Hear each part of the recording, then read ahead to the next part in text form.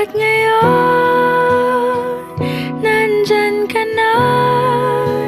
Di mapaliwanag ang nadarama. Handa ako sa walang hanggan. Di basahin, di ka sasaktan. Mula noon hanggang ngayon, ikaw at ako.